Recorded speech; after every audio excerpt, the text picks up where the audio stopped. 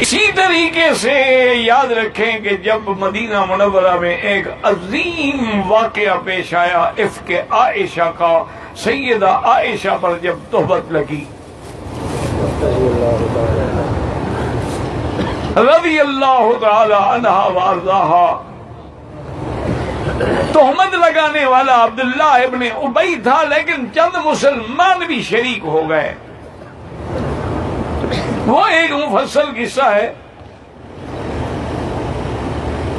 سیدہ عائشہ فرماتی ہیں کہ حضور کی نظر التفات جو تھی نا وہ کم ہو گئی، اب حضور میرے ساتھ زیادہ محبت سے بات نہیں کرتے تھے۔ مجھے کوئی پتہ نہیں بھی حضور کیوں ناراض ہے۔ آخر حضور نے مطلقاً بات بھی کرنی چھوڑ دی، تو میں نے عرض کیا کہ یا رسول اللہ، اگر میرا وجود آپ کے لیے بوجھ ہے تو مجھے حکم دے میں ماں باپ کے گھر چلی جاؤں۔ آپ نے فرمایا ہاں چلی جاؤ۔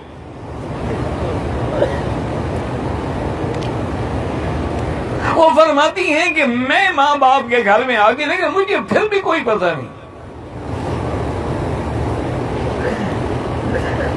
ایک رات جب عورتیں، اس زمانے میں گھروں میں حمام تو ہوتے نہیں تھے، نہ بیت الخلا بنے ہوئے تھے، عورتیں دور نکل جاتی تھیں پہاڑوں میں، وادیوں میں، اور اپنی ضروریات سے فارغ ہو کے پھر گھر واپس آتی تھیں۔ کہتی ہم بھی چند عورتیں چلی گئیں رات کو، میں راستے میرے ساتھ مستح کی والدہ تھی، اس کو اپنی چادر جو پاؤں میں الجھی نہ تو گرنے لگی، تو اس نے کہا ہلاک مستح، اللہ مستح کو برباد کرے۔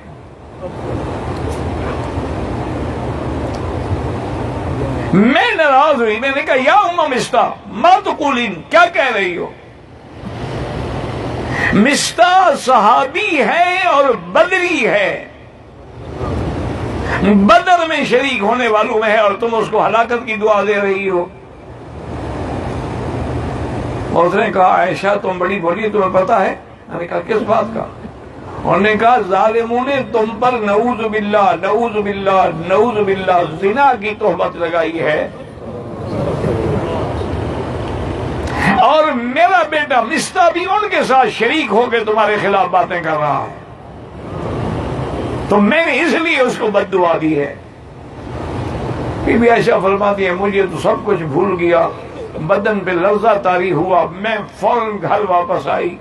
اب میری والدہ کو تو پتا تھا، انہوں نے میری حالت دیکھی، انہوں نے کہا عائشہ ایسا نہ کرو، یہ ہوتا ہے کہ جب تمہارے جیسی خوبصورت بیوی ہو اور خوبصورت محمد مدنی ہو، سب دشمن ہوائیں اڑاتے ہیں، کیوں گھبراتی ہے؟ میں نے کہا بس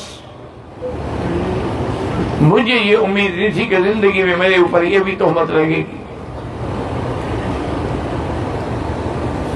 حضور صلی اللہ علیہ وسلم اس مسئلے میں انتہائی پریشان ہیں۔ آپ نے حضرت علی کو بلایا رضی اللہ عنہ، اور فرمایا کہ علی مجھے مشورہ دو کہ میں عائشہ کے بارے میں کیا کروں۔ حضرت علی بھی سن چکے تھے قصہ۔ حضرت علی نے عرض کیا کہ یا رسول اللہ، آپ ایک عورت کے لیے اتنے پریشان ہیں، طلاق دے دے۔ ایک لڑکی آپ کے لیے حاضر ہے۔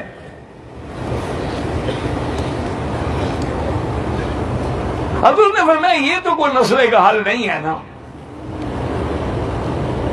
اصل میں جو بی بی عائشہ اور حضرت علی کے درمیان میں ناراضگی تھی، اس کی وجہ یہی تھی کہ ہمیشہ بی بی عائشہ روتی تھی کہ علی میرا بیٹا تھا، ماں کی طلاق کا مشورہ نہ دیتا۔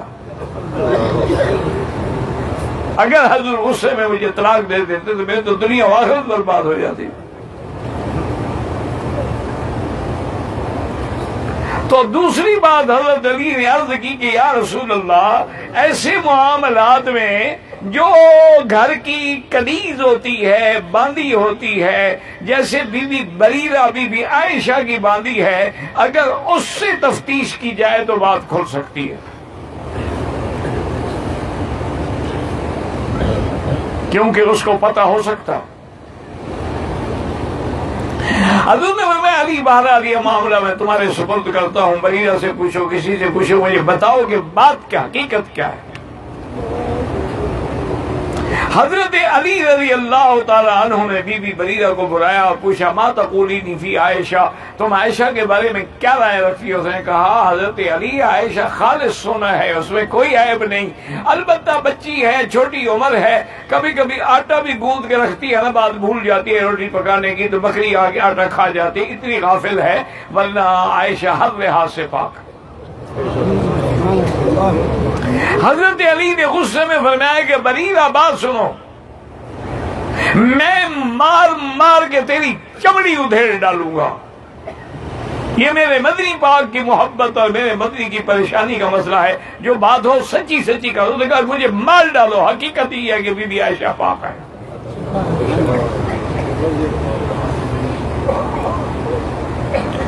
ایک دو دن گزرنے کے بعد حضور پاک علیحدہ بیٹھے ہیں اور آپ نے حضرت عمر کو بلایا، کہہ دو رضی اللہ، جب تک کہو نا تم بھی نہیں کہتے ہو ماشاءاللہ، اللہ اکبر، حضرت عمر کہہ دو رضی اللہ۔ یہ تم نہیں، ایک انگریز نے اپنی تاریخ میں لکھا ہے کہ اگر عالم اسلام میں ایک اور عمر پیدا ہو جاتا تو پوری دنیا سے کفر بٹ جاتا۔ حضرت عمر یعنی اتنا بڑا آدمی تھا کہ دشمن مان رہا ہے کہ اگر ایک اور عمر پیدا ہو جاتا تو پوری دنیا سے کفر جو ہے مٹ جاتا۔ حضور نے حضرت عمر کو بلایا رضی اللہ عنہ۔ حضور نے فرمایا کہ عمر تم سن چکے ہو بی بی عائشہ کے بارے میں جو باتیں ہو رہی ہیں، اب تو ان میں میرے اپنے خالص صحابہ حضرت حسان، حضرت مصطح اور لوگ بھی شریک ہو گئے، تمہاری کیا رائے ہے؟ حضرت عمر نے عرض کیا کہ یا رسول اللہ مالی ابن خطاب کے بیٹے کی کیا طاقت ہے کہ محمد مدنی کے گھرانے کے بارے میں بات کرے؟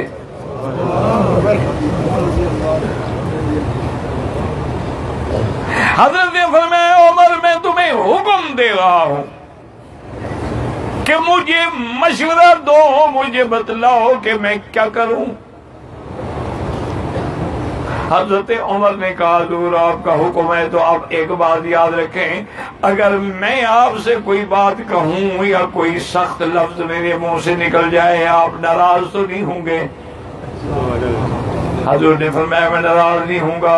انہوں نے کہا حضور پھر مجھے پوری بنیادی بات بتائیں، عائشہ سے شادی آپ نے کی ہے یا آپ کی شادی اللہ نے کرائی؟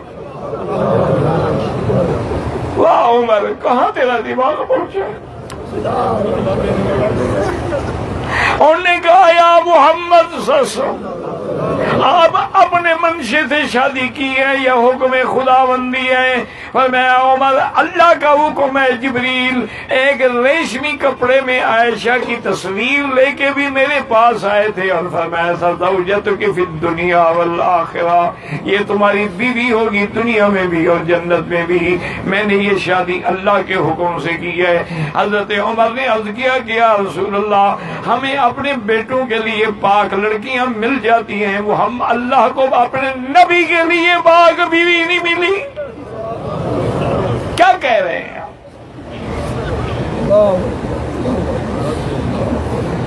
اور اس کے بعد حضرت عمر نے عرض کی حضور مجھے یہ بتائیں آپ کے بدن پہ یہ مکھی جو ہے اڑنے والی گندی یہ بیٹھتی ہے؟ حضور نے فرمایا کہ نہیں، تو کہا کہ میرے مدنی پاک سے کہ اگر جو اللہ اپنے مدنی کے بدن پہ مکھی نہیں بیٹھنے دیتا وہ حضور کے بستر پہ گندی عورت کیسے بیٹھنے دے گا؟ عمر کہتے ہیں وہ سن یا رسول اللہ، حضور سے بالکل وہ بات چہرہ مبارک روشن ہو گئے۔ حضور تشریف لائے، ابو بکر کے گھر میں بی بی عائشہ فرماتی ہے میں بستر پہ تھی، مجھے پاس اٹھنے کی طاقت نہیں تھی، حضور نے فرمایا ابو بکر تم اپنی بیٹی کے بارے میں کیا کہتے ہو؟ حضرت ابو بکر نے کہا یا رسول اللہ میں جو بھی کہوں گا لوگ کہیں گے بیٹی ہے، باپ بیٹی کی صفائی دیا کرتے ہیں، میں کوئی بات نہیں کہتا، مجھے آپ سے عائشہ تو زیادہ پیاری نہیں ہے۔